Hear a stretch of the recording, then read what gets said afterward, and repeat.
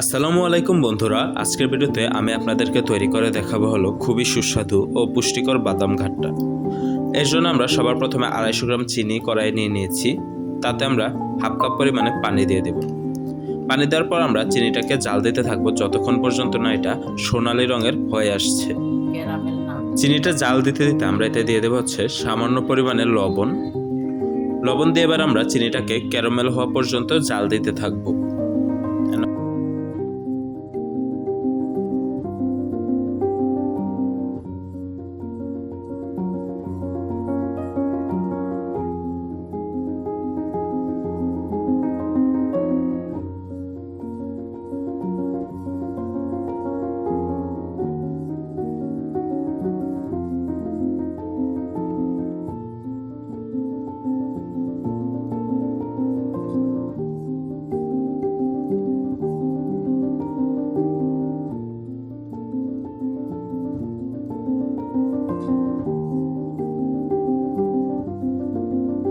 তো দেখুন, আমাদের চিনিটা কিন্তু জাল দেওয়া হয়ে গেছে, খুবই সুন্দর ক্যারামেল হয়ে গেছে।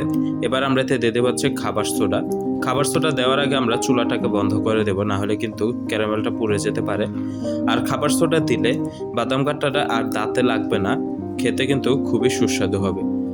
খাবার সোডা দেওয়ার পর আমরা সাথে সাথে এতে আগে থেকে ভেজে রাখা বাদামগুলো দিয়ে দিলাম।